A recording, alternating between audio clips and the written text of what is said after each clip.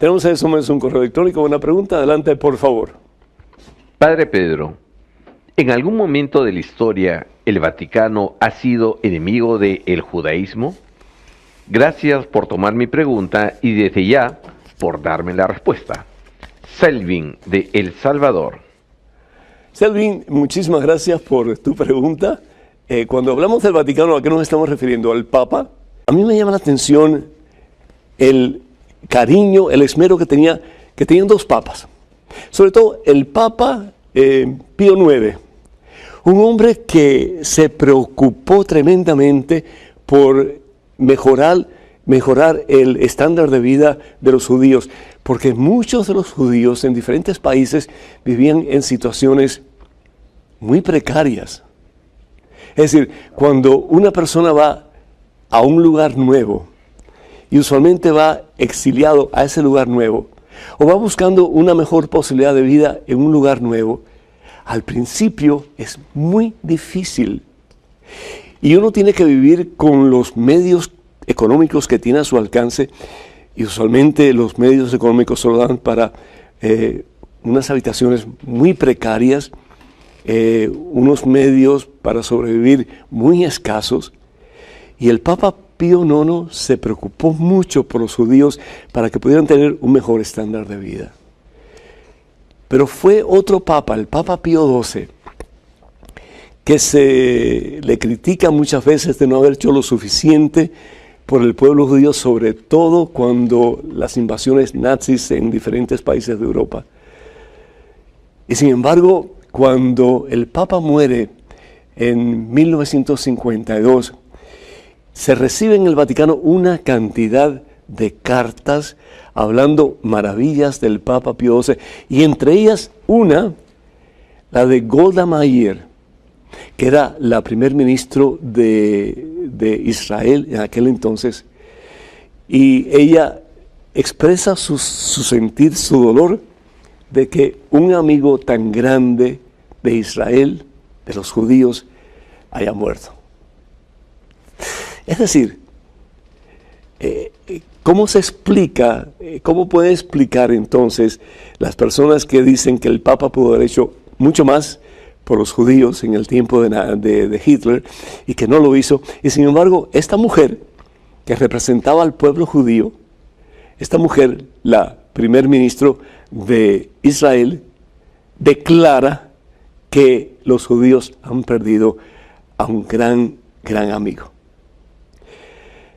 Hubo un escritor judío también que era muy famoso en aquel tiempo, que dijo, y esto lo dijo públicamente, que el Papa Pío XII había ayudado alrededor de 1 millón de personas, de judíos, y los había ayudado para que no perecieran, para que no murieran.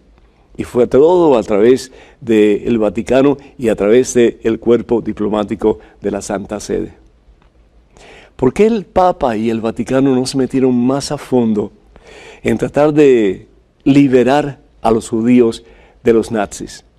Simplemente porque la represalia hubiera sido terrible. Tanto así que cuando en los Países Bajos la Iglesia Católica empieza a declarar las injusticias cometidas por los nazis, la represalia contra no solamente los judíos, pero contra los judíos que se habían convertido al catolicismo fue la incineración. Y entre esas, una persona muy destacada es Edith Stein, una mujer que era judía, se convierte al cristianismo, al catolicismo, abraza la vida religiosa como monja de clausura, y termina ella sin haber hecho absolutamente nada, termina en un horno y fue incinerada, simplemente porque la Iglesia Católica estaba pidiendo justicia, y muchos fueron los que murieron como resultado de la respuesta que dio Hitler, dejándole saber al Papa y al Vaticano y a todo el mundo de que ellos al fin y al cabo tenían el poder para hacer lo que ellos quisieran con la gente. Entonces había que tener mucho cuidado lo que se decía y cómo se decía, pero a mí me sorprende el escuchar que más o alrededor de 1 millón de personas, de judíos, fueron salvados por el Vaticano, particularmente el Papa Pío XII. Tenemos en estos momentos un correo electrónico, una pregunta. Adelante, por favor. Padre Pedro, en la Biblia dice que Dios no necesita probar a nadie para saber si somos buenos o no, pero también dice que debemos pasar por pruebas para ser puros. Entonces, si Dios no necesita probarnos, ¿por qué nos pasan tantas cosas? ¿Será porque es producto de nuestros pecados? Espero su pronta respuesta. Estefanía, desde Colombia. Estefanía, mira, la prueba se puede ver desde 2 puntos de vista. Prueba como una especie de castigo por algo malo que has hecho. Dios no prueba a nadie, dice la palabra de Dios. Si vamos a la carta de Santiago, el capítulo 1, versículo 13, dice la palabra de Dios, y esto lo hemos dicho anteriormente, pero con todo gusto lo repito, que nadie diga que en el momento de la prueba Dios manda prueba a nadie, porque Dios está a salvo de todo mal y tampoco manda prueba a ninguno. Dios no manda prueba. Es decir, Dios no es un Dios que anda con un bate, con una cadena para darnos cadenazos y batazos cuando hacemos algo mal. No, o cuando nos pone zancadillas. Dios no pone zancadillas para que nos caigamos y para que nos lastimemos. ¿Harías tú eso por tu hijo? ¿Harías eso tú por tu hija? Seguro que no. Entonces, dice el Señor Jesús, si ustedes que son malos saben cuántas cosas buenas darán a sus hijos, cuánto más mi Padre Dios les dará Espíritu Santo, es decir, amor puro, por lo mucho que les ama. Entonces, Dios no pone pruebas a ninguno, Dios no pone zancadillas a ninguno. Ahora, por otra parte, sí tenemos que decir que Dios prueba en el sentido, cuando tú tomas un examen, a ver si has aprendido bien la materia y si la pasas. Por ejemplo, en el libro de Sabidurías, capítulo 3, versículo 5, dice la palabra de Dios, Dios los puso a prueba. Está hablando de las almas de los justos, las personas que han muerto con la esperanza de la resurrección. Dios los puso a prueba y los encontró dignos de Él. Qué hermoso cuando un maestro te da un examen, una prueba, y tú la pasas.